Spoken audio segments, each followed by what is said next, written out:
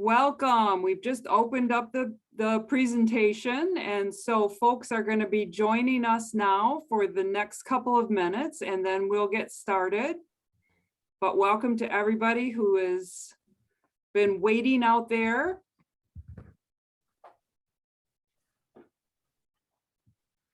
We're happy that you have joined us today. We're going to get started in just a minute or two. People have been waiting patiently on Zoom to be let in.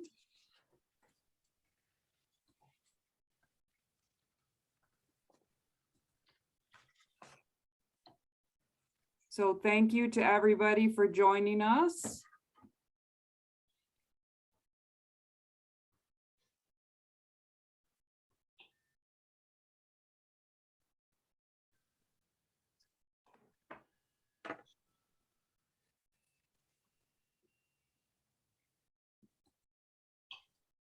I can see that people are joining us today, so we're happy that you have taken some time to be with us. We'll get started here in just a moment.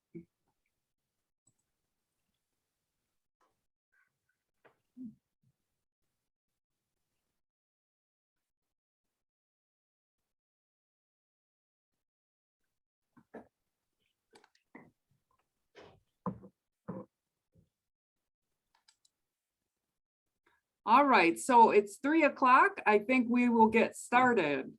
Welcome, my name is Amy Vanderploeg. I'm the Director of Sales for Cook Valley Estates in Porter Hills Village. And the topic of today's webinar is financial risks and rewards. And we've got a couple of great speakers today who are going to share information on this topic with you. So Riley, if we could go to the next slide. Let me just talk about a couple of housekeeping things for any of those of you that maybe have not done one of these Zoom webinars. So your video for the audience is off and you are muted, but you can ask us questions. So down at the bottom of your screen is the little Q&A button. If you click on that, you can type in your question for any one of us or just a question in general, and we will take those questions at the end, but you can type them in anytime because they stay right there. All right, so let's go to the next slide. So I'd like to start out by just introducing you to our community. So Cook Valley Estates is on from East Paris Avenue in Grand Rapids. This campus has all independent living. It's got estate homes, townhomes, and apartments. It's a beautiful campus, about 20 years old. As I said, all independent living. If we go to the next slide, Porter Hills Village is on East Fulton Street in Grand Rapids. And this campus has our full continuum on it. So what does that mean? We have independent living in the form of townhomes and apartments. We also have something called enhanced independent living. We have assisted living and memory support and long-term skilled nursing, all on the Porter Hills Village campus. So that's what it means to be a full continuum. Next slide.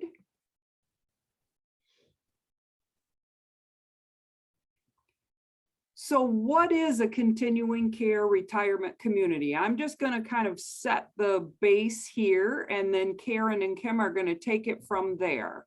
So when we talk about a CCRC, a continuing care retirement community, typically the residents will move into that community while they're still independent and able to live safely on their own. Typically the minimum age is 62 years. And the continuing care provides those 4 levels that I just mentioned that we have on the Porter Hills Village campus: independent living, assisted living, memory support, and nursing care. What that means is that the residents can transition between those levels within the same community as their health needs dictate. So when people make a move to a continuing care community, they know that this is where they're going to be for the rest of their life. No matter what happens with regard to their health, they are going to be cared for. There are services and amenities that are provided for at every level. And typically there are two fees that we talk about, an entrance fee and then a monthly service fee. And a portion of that monthly service fee is tax deductible. CCRCs are also sometimes referred to as a life plan community because you are planning for the rest of your life. Next slide. So I mentioned an entrance fee and a monthly service fee. So as an overview of the different contract types, I thought I would just give you the framework for the different options that are out there. And then I will talk about what we have on our campuses. So if you're out there looking at the various life plan communities, a community might say, well, we have a type A contract. Well, what does that mean? It's an all-inclusive contract. So is there an entrance fee? Yes, there is, and the refunds vary. So an entrance fee has a portion of it being refundable. Might be 90% refundable or 50% refundable or 0% refundable. All three of those are very common options.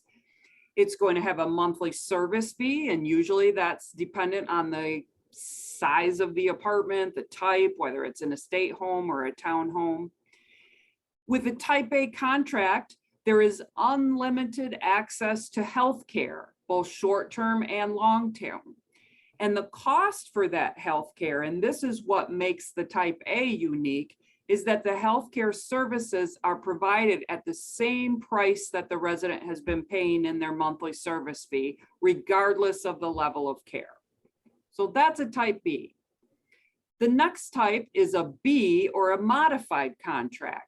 Again, has that same refundable entrance fee, offers some of the same refund options.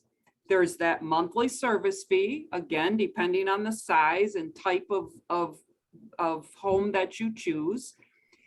There is access to health care, but it might be limited. And that cost for healthcare in a type B contract is going to be discounted for the residents. Then there's something called a type C, or more often that's referred to as a fee for service. So the entrance fee, the monthly service fee, those things are very similar, if not the same as the other contract types. Your access to healthcare might be limited, but the big difference with fee for service is that your healthcare services, as a resident, you're going to be paying the market rate. So there's no discount, thus the fee for service. There is also something called a type D contract, which would be a straight rental community, and you're going to pay for any additional or different health services that you need over time. Okay, so next slide. So what are we? Well, Cook Valley, which is independent living only, is a type B contract. It's only independent living, so we have entrance fees and monthly service fees if you're moving into Cook Valley. Porter Hills Village has that full continuum with a modified type B contract, and the modification is that there's a discount if a resident needs skilled nursing care. So maybe that's way more information than you all want, but the thing is, if you're out there looking at other communities that are an apples to apples comparison to our Porter Hills Village and Cook Valley Estates, you are going to run into some of this. So it is important to kind of know what those different contract types are. If you do any research on the internet about continuing care communities, you are going to see this kind of information. So it is important to at least have a basic understanding of what the contract types are. Okay, next slide. So now we're going to get into the next part of the presentation. So our two speakers today are Karen Lehman, who is the president and CEO of Mennonite Health Services, and Kim Hoppy, who is the Chief Financial Officer for Brio Living Services. And I just want to pause a moment and say that Brio Living Services is the new name of our overarching organization. Formerly, we were United Methodist Retirement Communities and Porter Hills. We affiliated 3 years ago, and in March of this year, we announced our new name, which is Brio Living Services. All right, so Karen, take it away. Thank you, Amy. I'm very happy to join all of you that are part of this presentation today. So as Amy said, I am President and CEO of Mennonite Health Services, which is a faith-based association of health and human services ministries, and also of MHS Consulting, which is a wholly owned subsidiary of Mennonite Health Services. I have been in this role for the last 4 years, and prior served as a CEO in a number of Mennonite and Quaker retirement communities. It's been almost 5 years ago that I served as the interim CEO at Porter Hills, and through that experience have some insights into the operations and continue to be very impressed with the vision and direction of the organization. I think that's why I was invited to join you today, and I'm very pleased to be with you. So we're gonna move to the next slide. So what is most notable here in this slide and what is driving the demand for senior living communities forward today is that the age 75 and older population in the US will almost double by 2050. You can see where the purple shading is the darkest, and that's starting in year 2036. The population will have doubled from the year 2015. So what does this mean? And why are these trends important? Senior living organizations that are positioning themselves now and strategically considering their services, their campus amenities and capital needs, strengthening their operations and continually analyzing the trends as well as the changing needs of seniors, they're going to be able to keep making those shifts that are needed over the long haul to accommodate this growing older adult population. As I shared earlier, I've had the opportunity of working with Cook Valley Estates and Porter Hills through the affiliation with UMRC, and know that the newly formed Brio Living Services is working strategically at addressing these changing demographics. So next slide.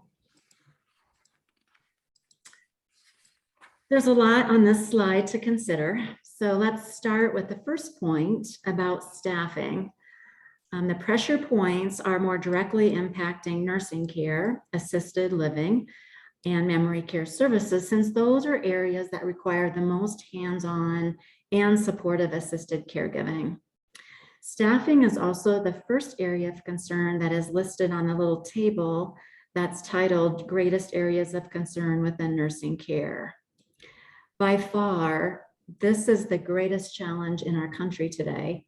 We have all experienced long waits at restaurants, or I think we all have. I know I have faced a lot of those waits, or closures of businesses just due to not having enough staff.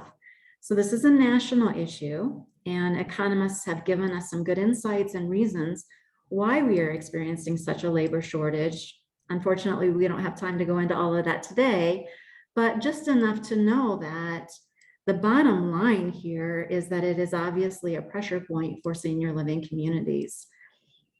The second point in the slideshow, shows the obvious, that the financial impact of the labor shortage is putting pressure on organizations. As wages have had to increase, competitive wages and benefits, being flexible and accommodating as an employer, and providing a caring and supportive work environment for employees are all ways that we are working towards staff stability in our communities. So it's not a surprise that costs have risen. I think it has also made me much more selective as a consumer, and would assume the same for you, all of you that are participating here today. The focus on value is much more important today than ever before. So you can note that the other areas of concern are also important, particularly the regulatory environment. Most retirement communities work hard at shielding their residents from the regulatory side of operations, but there are times, like when we're in a pandemic, that regulators have a lot to say over the operations, requiring much due diligence in our processes. So next slide. You can see here the huge difference between the nonprofit senior living providers and the for-profit providers. The decline that you see here was due to the pandemic and the resulting requirements for closing doors and buildings and complying with regulations that I mentioned earlier. So thankfully, we are moving into a better time now as we are seeing occupancies increase and coming back to pre-pandemic levels. But the main takeaway that I'd like for you to have here is that Cook Valley Estates and Porter Hills Village, they are both not about the profit. They are about keeping residents safe and healthy and doing the right thing as nonprofit organizations, always putting the needs of the residents first. Next slide. So this is kind of a busy slide. What is most important to know from this slide is that since the onset of COVID, not-for-profit senior living communities have had to slow down their expansions and new development projects. But at the same time, we're working harder at looking at how they could partner and work with other like-minded organizations. The next slide will go a bit deeper into affiliations and sponsorship changes. So the bottom part of this slide shows us that besides affiliations, there is continued growth in home and community-based services. That's home care and PACE programs. These are areas of strength for Porter Hills and Cook Valley Estates and Brio Living as a whole, as these programs continue to be areas of strength and growth for this organization. And next slide. As we saw in the previous slide, there continues to be a lot of growth in affiliations or sponsorship transitions. Not-for-profit senior living organizations are increasingly finding ways to partner with each other. Sometimes that can start in the form of a joint venture or a full transition, such as a merger. We're going to see this activity continue to grow. It really follows what happened in the acute care hospital system some years ago. We can do more and better together by consolidating and managing overhead in just many more effective ways together. So the point is not to grow to be large. The reason for these kinds of shifts and changes is to be able to have the expertise and technology that is needed to operate in our increasingly complex retirement communities. You can see that the for-profits continue to grow. Of course, their reason for growth is increased profit, and our nonprofits such as Porter Hills and Cook Valley Estates are much more careful, discerning, and clear about the mission and vision. Does it make sense to partner, and what can be achieved by working together? Next slide. So it's no surprise that technology is continuing to provide better ways of communicating and engaging with others, and frankly, provide us with more ways to feel more secure and safe in our environments. So if you stop and think about the devices that you currently have in your own home and those that you use on a daily basis versus maybe what you might have had 5 years ago, it's really pretty amazing. Whoever would have thought that you could talk into an Alexa speaker or in an Amazon Echo and have your lights turn on, the radio station of your choice, or make a phone call to your son or your daughter or a friend. So, and that's not even half of what these systems can do. So this slide just shows you all of the advances that are supporting senior living organizations, really to provide more up-to-date and better solutions to support not only you, the residents, staff, families, and then other stakeholders. The next slide. So we are showing you a lot of graphs today. So the main thing I'd like to share in this graph and this slide is to point out that Brio Living Services, which includes Cook Valley Estates and Porter Hills, is rated right there in the middle at the BBB rating. So without going into too much detail, this slide tells you that most senior living organizations are rated in that middle range from about BBB to BB+. The BBB rating in the Standards and Poor or the Fitch scale represents that this organization has the capacity to meet its financial commitments. There is also a degree of confidence in the organization to be able to obtain this kind of financial rating. And next slide. So there are many ways that senior living organizations are held accountable for the quality of care that they provide and for operating in an effective and resident-centered manner. Again, as we talked about a little earlier, as a not-for-profit faith-based organization, the focus is on how to be the best in all the ways that matter to all of those that we serve. We just talked about having a good credit rating, and that's one area. Brio Living is also accredited by Eagle, which is the only faith-based accrediting organization in the world. And it focuses on how well an organization lives out its faith and values, their long-term sustainability, and how an organization works to support its local community, as well as meeting all of the accountability standards that are set forth by many external entities. So you can see that less than 10% of organizations are accredited. That's a high bar for Brio Living and for all of the communities such as Porter Hills and Cook Valley Estates. I'll also point out on this slide that there are many ways that an organization has to disclose its financial stability and quality outcomes. Besides the rating system that we showed you on the previous slide, nursing homes are rated in the Centers for Medicare and their website. And then there are other industry publications that compare organizations with each other in terms of cost, amenities, and other services that they provide. So if you were to investigate Cook Valley Estates and Porter Hills, which I assume you will and do or have been, you will find out that these are all great areas of strength for this organization.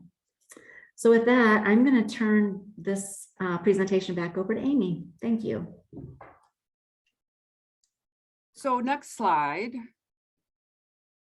So after hearing, how communities are accredited or their ratings, then what might you or what should you pay attention to when you're researching communities? What should you look for? What things might be cause for concern? Well, when you look at mature communities, so certainly Porter Hills Village and Cook Valley would both be considered mature communities.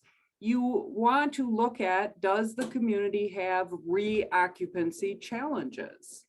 What is their occupancy level? So Karen showed the slide, all of us in senior living during COVID took a hit with occupancy, but now on our campuses, we are ramping back up and are seeing very strong re-occupancy. So that's a very important measure. What about turnover? And this is, not just talking about resident turnover, but staff turnover as well. Too much debt would be a concern. So Kim is going to talk next about just the financial picture, and that's a very important measure of how a community is doing. Direct competition. So I can tell you in the greater Grand Rapids area, the greater Grand Rapids market, we have a lot of direct competition. Some of it is a good comparison in terms of the same type of communities that we are, the not-for-profits that are in the greater Grand Rapids area. We have a lot of competition from the for-profit side. That's something to look at. Aging physical plant. What does that mean? That means our buildings, our property, With the mature community, certainly maintaining that is very important. And also it's important to see that the community is putting monies back into their buildings and keeping them maintained, keeping things up to date.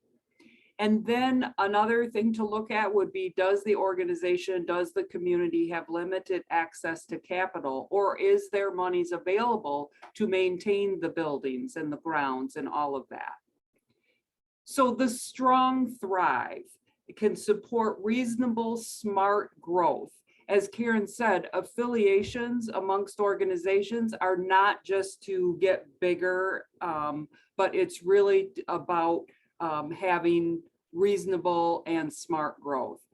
Equity and access to capital. That is why that Fitch rating is so very important, is because it does allow us to have access to capital when we need it. Strong operations and balance sheets and targeted consolidation. So Kim, again, is going to really delve into some of this, in particular for Cook Valley Estates and Porter Hills Village. Next slide. So with everything that's been set up to this point, you might say, well, what in the world are we supposed to do? And of course, as an older adult, there are a lot of options. One option is to stay home. And some people say that's exactly what they plan to do. They're happy in your home. You think that you'll never need any help or any services at all. That might be a little bit unrealistic. So maybe you're in the next camp where you say, well, I'm going to stay home, but I'm going to anticipate that at some point I will need some help. And then I will bring it in when I need it. Well, I hate to burst that bubble. That might be a good plan. However, as Karen mentioned earlier, with the staffing situation that all of us are in, no matter what industry, it has gotten immensely harder to find home care services that can come in consistently to provide you with the help that you need. So that brings me to the third option, cohabitation. I'll just move in with my kids, or they'll move in with me and they'll take care of me. Well, again, that might sound like something that's a really great idea, but the reality of it is not usually the same, because your kids who are grown and have their own families and their own lives are busy doing that. And it doesn't always work out so well to have mom or dad move in with them. So these are just some things that we put out there to get you to start thinking about the different options. And we're going to go to the next slide now, because really what you want to do is plan now. And what we're talking about is really planning for the future. So I'm going to pass it off to Kim now for the next section. Afternoon, everybody. Thanks for being here this afternoon and spending your time with us. So before I jump into the slides, just to give you a little bit of background about myself. So I've been with Brio Living Services, formerly Porter Hills and United Methodist Retirement Communities, for about 6 years. And before that, in a previous career, I spent about 16 years in public accounting, all in this industry. So I've been really dedicated to the senior care retirement community industry for the majority of my career. And I'm so happy to be here with you all today and share a little bit about my experiences and what I see in our industry and what I see for Brio Living Services going forward as well. So next slide, please. Okay, so Karen did a really nice job of mentioning for-profits and not-for-profits. And Cook Valley Estates in Porter Hills Village are both not-for-profits. We are pretty much a not-for-profit organization shore to shore. We have a couple joint ventures that are for-profit, but outside of that, we are all not-for-profit. What does that mean? That means that we are a 501c3. Typically, not-for-profits in our industry are 501c3s. That also means that we are based on a mission. We have, that is our belief, and it is what we're founded on. So for Brio Living Services, that mission is welcoming all, partnering together, and enriching lives. And that means that every dollar that we make comes back into the organization to support our team members and to support our residents and to support capital investments. So we don't have investors that we are giving our profits to. It all comes back to the organization. What else about a not-for-profit is important? The next two pieces are kind of combined for me. So we have a foundation that is part of our organization. It's called the UMRC and Porter Hills Foundation. It's one foundation now. And with that, the cornerstone of the foundation is the benevolent care program. For those of you that might not be familiar with what a benevolent care program is, what it means is for qualified residents that come to live with us, we make sure that they will have a home as long as they need a home, regardless of their financial resources. And the foundation makes that possible through working with amazing donors that believe in our mission and believe in our organization. So that's really critical when you're thinking about where you would like to go or where you would like a family member to go and live, understanding whether or not they have a foundation and understanding what their philosophy on benevolent care is. The next item, Karen talked a little bit about capital and investing in the buildings, investing in our communities, and that's really capital initiatives.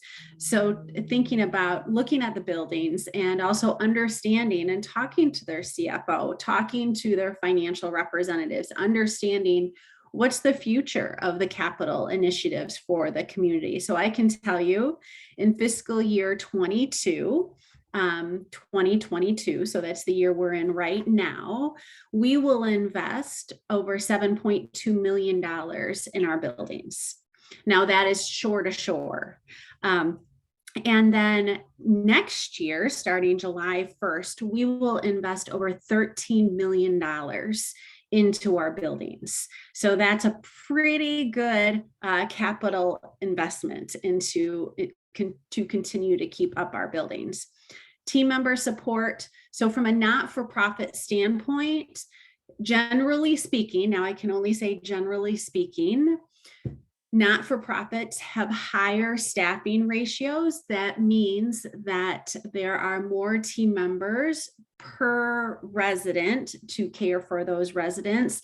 And generally speaking, the wages we pay team members in the not-for-profit industry are higher than for-profit. So you're going to see less turnover. Now, turnover is high wherever we look right now, but you're going to see less in the not-for-profit lane. And then life enrichment. And I think the first handful of bullets there kind of all go into then what is life enrichment? What does the programming look like? What is the feeling of life on our campuses? And that's really important to get a feeling and an understanding for. So next slide. Yeah, so we're going to start to dig down a little bit more when you're considering looking at a CCRC, a continuing care retirement community. Karen did, again, a great job of talking about credit ratings. So does the community, does the organization have a credit rating? And that is public information. That is not something that you have to, go to the salesperson or go to the CFO. That is public information. So that's important. That's important to understand the financial sustainability of the organization. Is the organization a member of Leading Age. Leading Age is the national, there's both a state and a national organization called Leading Age, and most organizations like ourselves are part of that. It's both an advocacy and just a support network that that all of us organizations pretty much are a part of. So it's just a leading an industry leader on where our industry is going. Just to touch on a couple more, does the community have a benevolence clause? We just talked about that. Can you speak with the financial executive? Of course you can. That would be me. And I'd be happy to talk with you at any point in time along the way. Is the financial philosophy well thought out? And we are in a unique position at Brio Living Services. So I'm the CFO. Our CEO is also a past CFO. So I can promise you that our financial philosophy is well thought out with two CFOs there close. So are the audited financial statements available? Of course, absolutely. And depending on the community, I'm going to say, generally speaking, they are in the library of each community. Now, not every single community has a library, but the executive director of each community would be able to share those with you. And then we're going to get into this, but the last one I'll mention on this page is, how do we compare our financial ratios to industry benchmarks? And this is where I really, really pull out my CFO hat, and we're going to drill down into that a little bit deeper. So can somebody move on to the next slide? Okay. So we're going to start a little bit high level, starting to talk about the financials, and then we'll continue to drill down. So occupancy, the first line there, occupancy is the lifeblood of a continuing care retirement community. So what is occupancy when we say occupancy? Occupancy means how many people are living with us. So at 100% occupancy, that means that all of our homes and all of our apartments and all of our townhomes are completely full. And that is how we bring in revenue. And so we don't budget to be 100% occupied, and we budget our occupancy based on industry trends and what we know about both the national industry and our local industry. So we have communities on both sides of the state, and both of those markets are different from a competitive standpoint. And so the occupancy levels will be different, but really understanding where our revenue comes from and then balancing our expenses with that revenue. So hopefully there's some financial people on the call here that appreciate the CFO hat that I wear. So the next piece there is really starting to look at the key ratios, and that includes margin. So how are you doing? How is your revenue compared to expense? Your capital structure and your liquidity. How much cash do you have available, both in the short and the long term, to take care of your expenses and your liability? Cash-based measurements are really, really critical in our industry. Many industries outside of senior care, the P&L, the profit and loss statement, is king, right? You look at that profit and loss statement and you know if you're doing well or if you're not doing well. That's not necessarily the case in our industry, because there's so many other pieces of the financial puzzle. What's really important, in addition to your profit and loss statement, is your cash balances and your cash flow. And we'll talk a little bit more about that, but that's what we mean by cash-based measurements.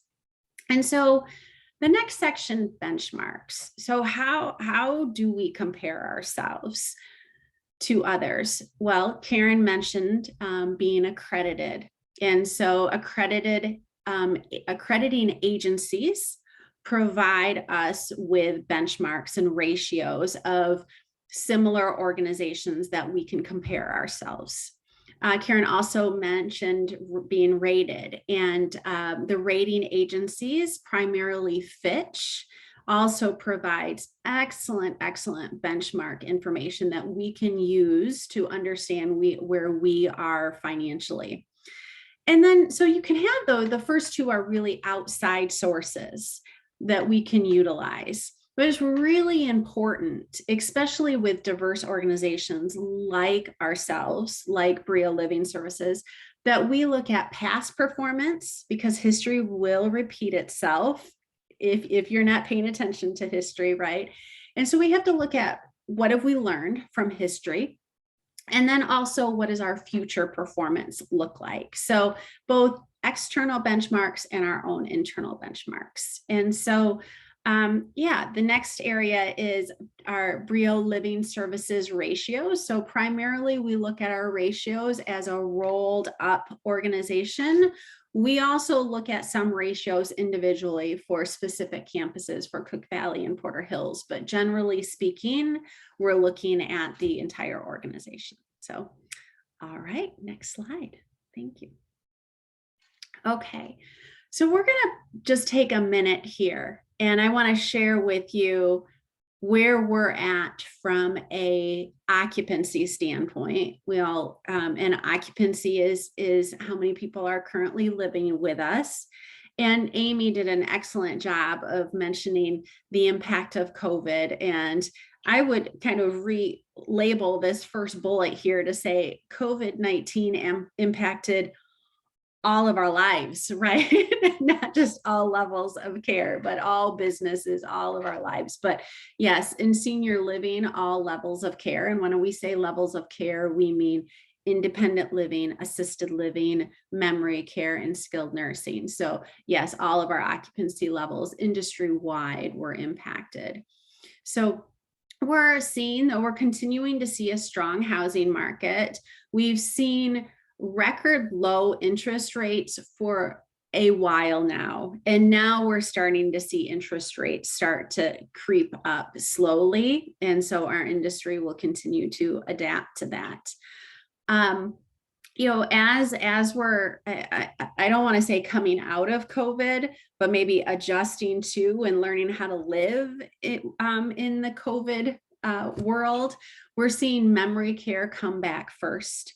We can see that, and we know when you're trying to care for somebody that has memory care needs in your home, that's very, very demanding on caregivers and family members. And so we weren't surprised to see that come back first.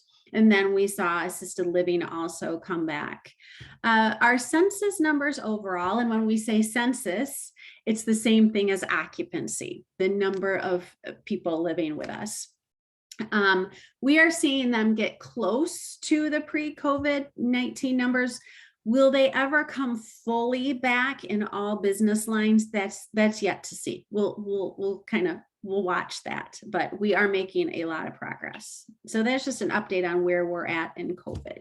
Next slide, please. This is one of my all-time favorite slides. And if you've ever seen me present or will see me present in the future, I usually have this slide in my deck. What this slide does is it takes the financial structure of an organization like ourselves, and it breaks out the major pieces that drive our financial model. And this is going to be relatively consistent if you look at Cook Valley, Porter Hills, Brio Living, or if you look at our competitor down the street. This structure is going to be very similar. So let me just walk you through it. I mentioned our profit and loss, the results from our profit and loss. That is the baseline operations. So that is going to feed into our financial results. But like I said earlier, it's just one piece. And then we move and we talk about the net proceeds from entrance fees. And Amy did a nice job talking about entrance fees. Entrance fees are the deposit that an individual would make into our organization when they sign a life lease agreement. And those have a significant impact on the cash flow and the financial sustainability of the organization. It is just as important as the results of our operations is that flow of funds. Then there comes to be treasury management in red there, and that is our investments and how we manage our investments. Now, not every organization, not every CCRC will have a large investment portfolio.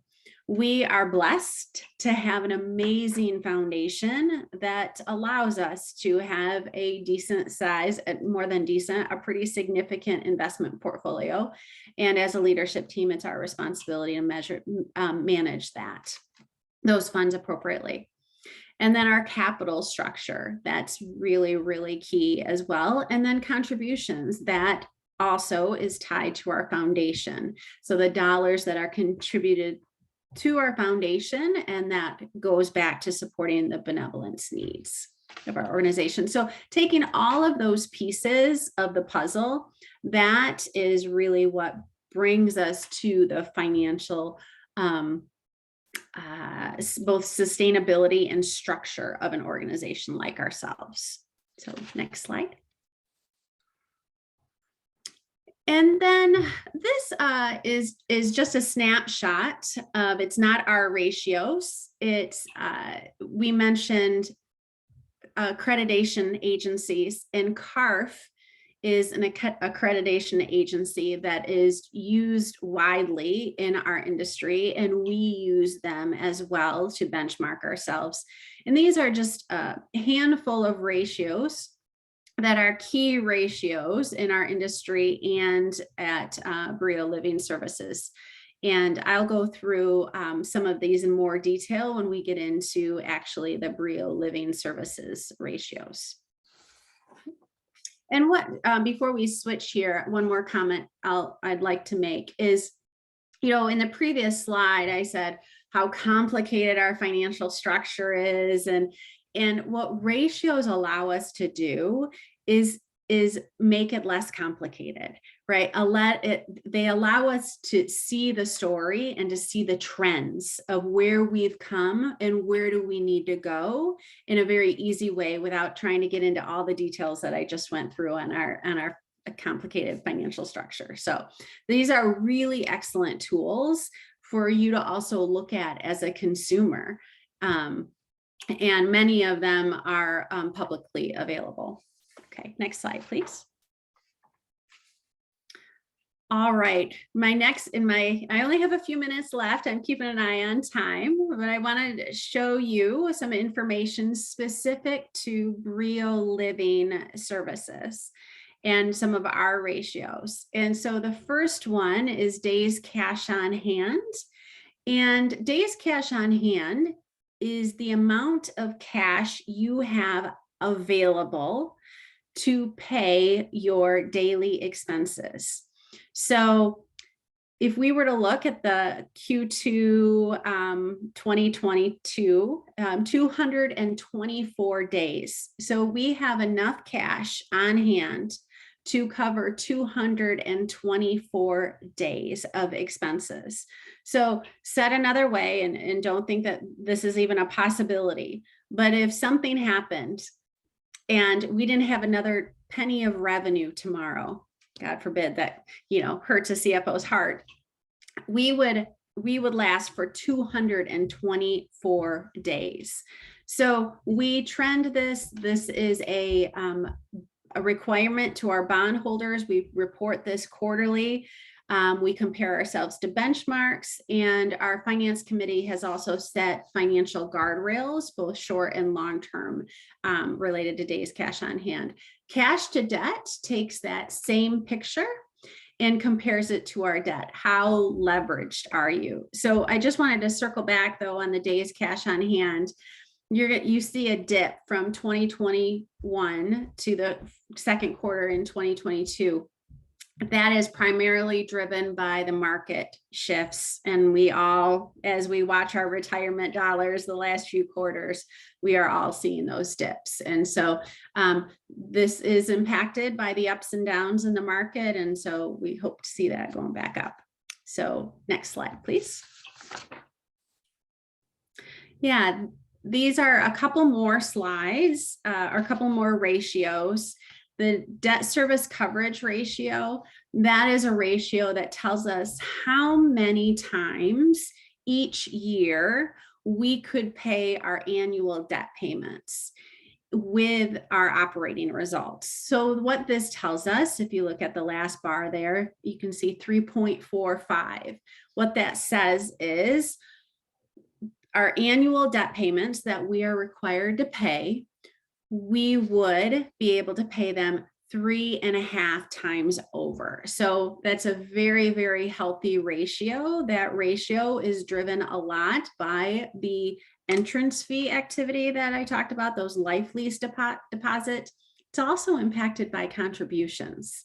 And so we've had a pretty good year with contributions, and that's helped that ratio pretty significantly. That ratio is not impacted by the market. So that's important to know. The net operating margin helps us look at just the operating results of the organization compared to benchmark. And it really kind of carves out some of the accounting stuff that kind of can make your financials a little confusing and really brings it down to the revenue and the expense associated for caring for the people that we live with. And you can see that's trending positively. So in all of these ratios, we like to put a little arrow saying which way the ratio should be going. And we're heading in the right direction in that one. And then somebody can move to the next slide. So as I wrap up, as you're continuing to look at communities or opportunities, there's just a handful of other items to just ponder from just the financial lens. We've drilled down pretty deep into just the financial lens, but does the organization do monthly reporting? Does the organization do quarterly reporting? The answer for us is yes. We have many people we report to on a quarterly basis, and we also do monthly reporting. Do we have a written financial philosophy? Absolutely. We just went through tracking key ratios, and we also track, days in accounts receivable or, other key metrics.